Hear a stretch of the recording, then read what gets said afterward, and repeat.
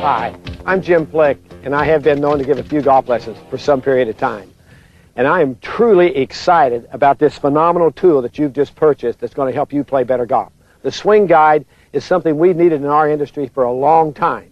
Regardless of the concept you're using to build the parameters for your development of your golf game, whether you're trying to make the arms be responsive to the body or the body responsive to the arms, the fact still remains the ball only knows what the club tells it. And this phenomenal tool, which is developed by my friend Mr. Peter Ormsby, a professional from Australia. Jim, nice to see you. Peter has done a marvelous job of developing a very simple tool that's going to help you find the center of the golf ball with the club head. Peter, tell us about the tool and how you put it together and what its purpose is. Well, Jim, as you can see, it's a very simple tool. And as you've slide it over the end of the shaft, down near the club end, we bring it up onto the grip so that the swing guide is in line with the club head.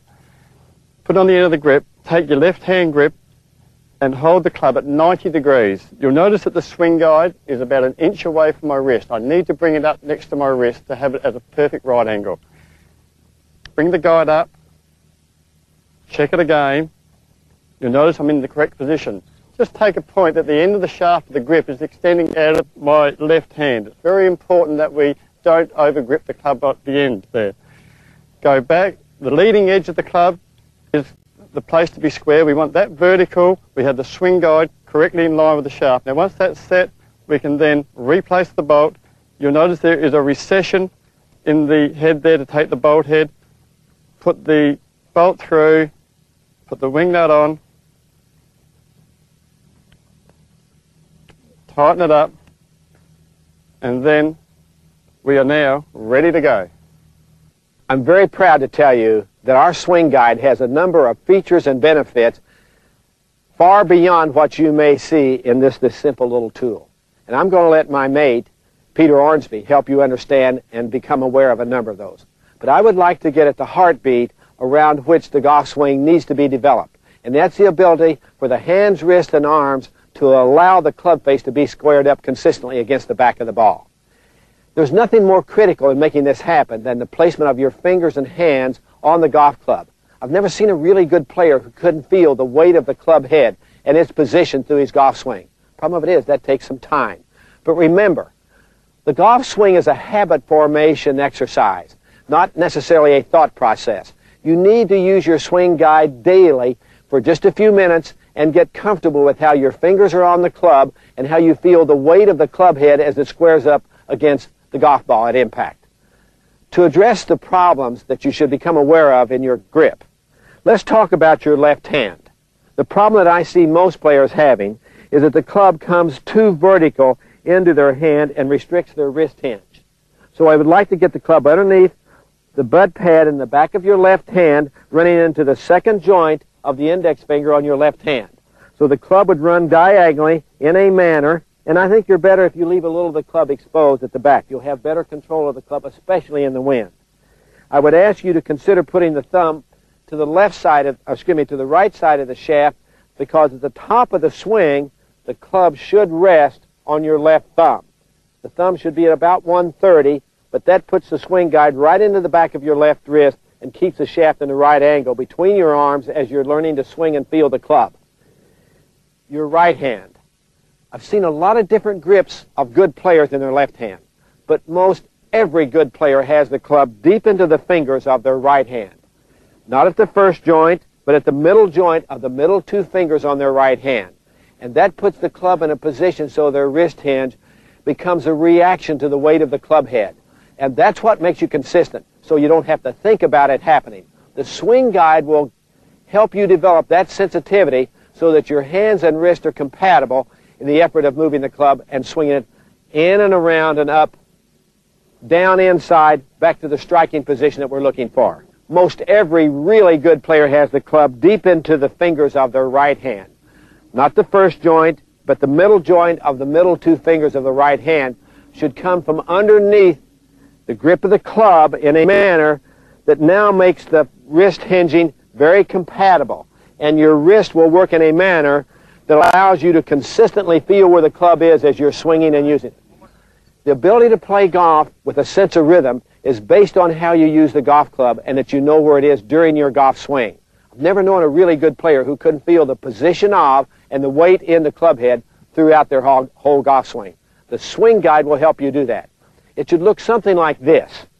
From the correct starting position where your arms can hang and suspend in front of you, you feel the swinging of your hands, wrists, and forearms, and you will see the weight of the club head making my hands react and my wrist, hands to put in the club in the proper position at the top of the backswing.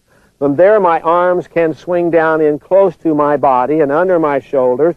The weight of the club head will make the swing guide come away from your left forearm. Your hands will release the club head, and on the forward swing, it will come again into your left forearm where we had the top of the backswing.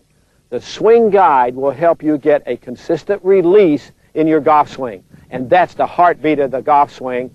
Regardless of what the rest of your body's doing, your hands and arms must have the ability to consistently put the club face into the back of the ball.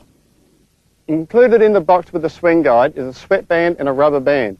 If you're practicing a lot, please put the sweatband on because it will save any discomfort on the arm when the swing guide comes and meets with your wrist there. So, the rubber band, for beginners, for normal regular players, or even the good players, this is a good little exercise. Slip it around the swing guide and then around your wrist. On the backswing, as we go back there, the wrist hinges. What's happening here is the rubber band is helping the swing guide pull back into the correct hinging position. As students, they're coming through, the weight of the club head will pull the swing guide away from the wrist, extend the rubber band, but here it pulls it back into the wrist again, so we do get a correct hinge in that wrist on the follow-through. So your practice method is back and through with a lot of rhythm there, and the rubber band is pulling the swing guide back in and all the way through. So to swing online every time, hook the rubber band on and use your swing guide. Peter, I never cease to be amazed how much attention really good players give posture and alignment. So while you're set up properly, let's see what the right posture might be to help us make some swings. It'll make our swing guide even more effective as we use it. And that looks reasonably good, Peter, but I'd like to see you stand a little taller with a little less knee flex so you feel like you're up a little higher, and then your chin is back and your back a little straighter. Now what that does, that gives you room for your arms to hang and suspend more freely. And as I've seen the swing change fractionally the last decades or two, what's happened, we see the club head swinging in front of the players more, so it feels like the club head stays in front of their hands while their hands are staying in reasonably close to their body. And the club is swinging in front of them. That's why we have so many tall players emerging, if you will, the Nick Faldos, the Nick Prices, the Tom Lamons, the Ernie Els. For so long we taught the swing in a manner.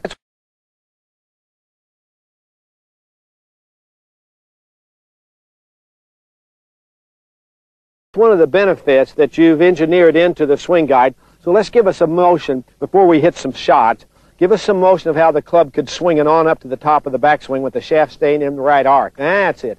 Now swing it on down and let the swing guide connect to your left forearm on the forward swing. Ah, yeah, I like that. Now do it again. Let the swinging motion create a rhythm through your feet and legs, and they pick that up, and you sense where the club is swinging and where the swing guide is coming into the back of your left forearm. Again, posture is very critical. You want the weight on the balls of the feet. It gets there by hiking your bottom up, bending at the hips, getting you out over the golf ball so your arms can hang underneath your shoulders, and that will dramatically affect the efficiency of your swing line. Critical factor in making your swing guide do even a better job in creating more consistency in your striking action.